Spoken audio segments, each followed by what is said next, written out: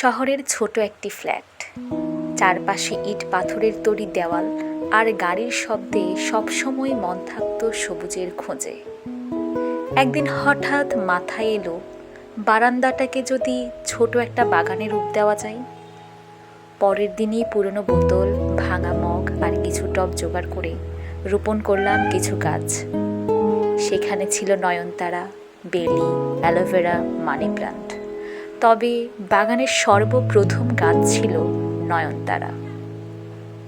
প্রতিদিন সকালে গাছে পানি দেওয়া, পাতাগুলো ছুঁয়ে দেখা যেন এক অন্য রকম প্রশান্তি। কিছুদিন যত্ন করতেই গাছে আসে নতুন কুঁড়ি। ভেবে দেখলাম আরও কিছু গাছ রোপণ করা প্রয়োজন।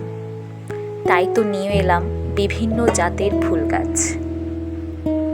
বাগানটা ধীরে ধীরে যেন এক রঙের রাজ্যে পরিণত হলো, যেখানে শুধু সবুজ পাতা নয়, নানান রঙের রঙিন হয়ে উঠল।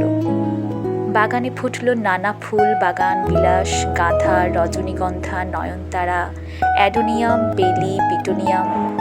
প্রতিটি গাছে ছিল আলাদা গল্প, আলাদা সৌন্দর্য।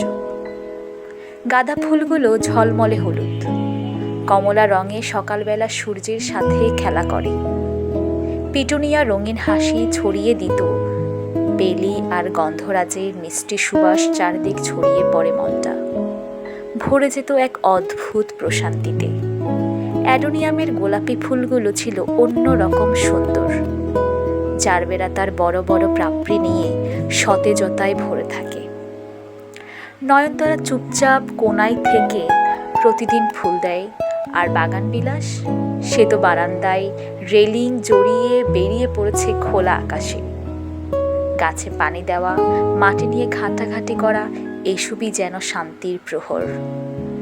ছোট বারান্দাটা যেন শান্তির নীড়ে পরিণত হয়েছে, যেখানে নেই কোনো কোলাহল, নেই জীবন নিয়ে কোনো তাড়া।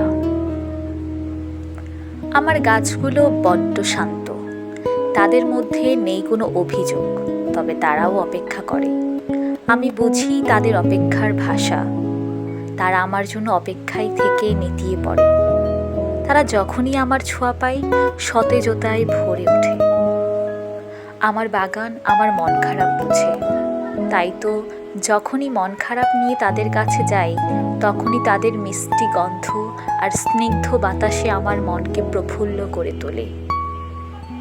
এই জায়গাটাই যেন আমার শান্তির নীড়।